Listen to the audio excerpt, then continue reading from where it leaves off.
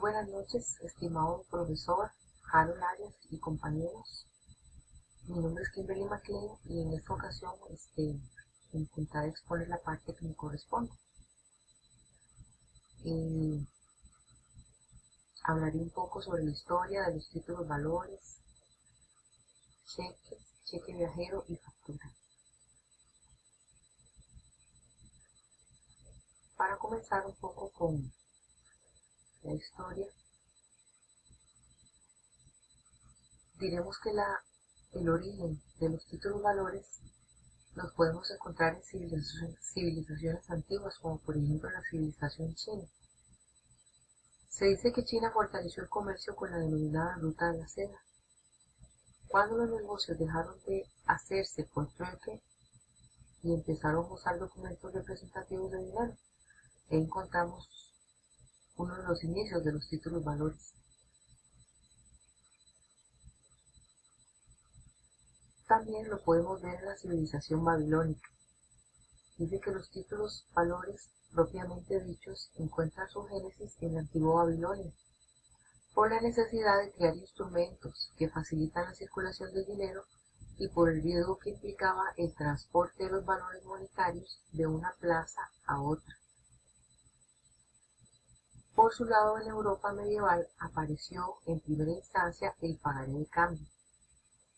Para el cambio, dicho documento poseía dos cláusulas: una constancia de haber recibido el dinero, y dos, una promesa de devolver el dinero en un lugar distinto a donde se había recibido. Siempre en Europa, pero durante la época de las cruzadas, la manera de negociar con los cambistas fue modificada, pues en lugar de colocar una promesa de pagar en un documento, se impuso en el mismo una orden incondicional de pago que el socio que recibe el título finalmente debía cumplir. Así nació en la antigüedad lo que hoy conocemos como la letra de cambio. Ya para la Revolución Industrial en el siglo XIX, se firmaron tratados y convenios entre países con el fin de unificar en lo posible las reglas aplicables a los títulos valores. Con la Revolución Industrial y la masificación del comercio, surgió la necesidad de codificar y positivizar todas las costumbres que los comerciantes habían desarrollado durante siglos a fin de facilitar la comercialización de bienes entre un país y otro. ¿Pero qué son los títulos valores? Se dice que los títulos valores son documentos necesarios para legitimar el ejercicio del derecho autónomo y literal que en ellos se incorpora. Esta es una concepción tipológica que recoge muchas legislaciones en Latinoamérica y que de alguna manera recoge la legislación costarricense. El título valor, como el documento público-privado, es necesario y suficiente, mientras existe, para ejercer y aplicar en modo autónomo el derecho patrimonial que está incorporado en él. Los títulos valores tienen algunos principios, como por ejemplo el principio de autonomía, es decir, quien ejercita el derecho de un título valor está con un derecho nuevo, no es una situación preexistente, tiene un derecho autónomo. Tenemos el principio de literalidad. En la literalidad se marca el contorno del derecho material que se plasma en el papel en un documento. El principio de incorporación. El derecho tangible toma cuerpo en el papel, que es un activo mobiliario más. El principio de legitimación formal es la titularidad del derecho con relación de pertenencia y la legitimación como potestad del ejercicio del derecho. Por último, tenemos el principio de abstracción. Esto significa que el título de valor es un documento autónomo que contiene una obligación de pago independiente de la causa que lo generó.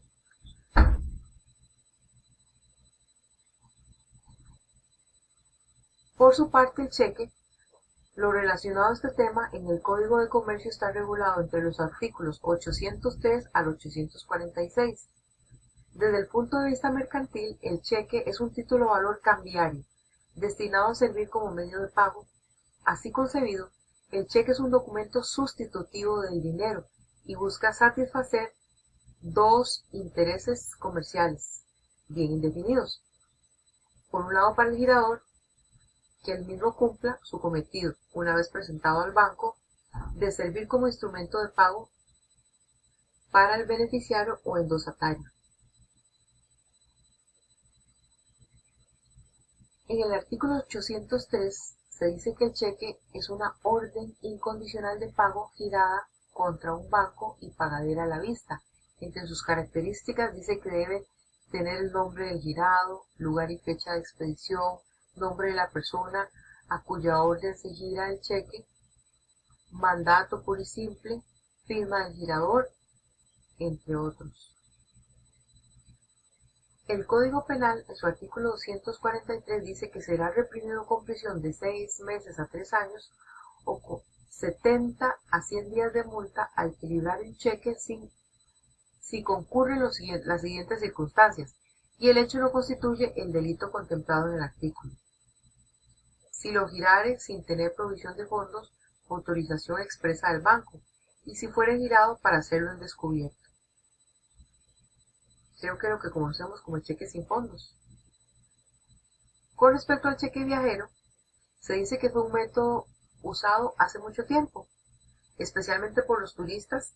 Esto les permitía llegar a cualquier país con este cheque y esto les posibilitaba cambiar el dinero a la moneda local de ese país o simplemente pagar con esos cheques.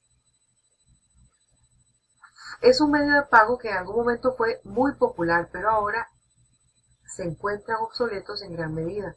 Ya para finales de los años 80, las personas comenzaban a utilizar cada vez con menos frecuencia el cheque viajero por la existencia de las tarjetas de crédito y débito. Esto ocasionó que este tipo de cheque se utilizara cada vez menos. Este tema, esta figura del cheque viajero lo podemos encontrar en el Código de Comercio de los artículos 836 al 840. Dice el artículo 836.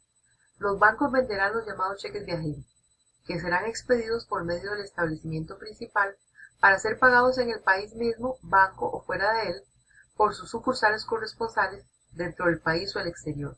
Los cheques de viajeros se extenderán a favor de persona determinada. El pagador del cheque deberá verificar la autenticidad de la firma del tomador, cotejándolo con la firma de este que aparezca certificada por la oficina que haya puesto los cheques en circulación. Por otro lado, tenemos la factura.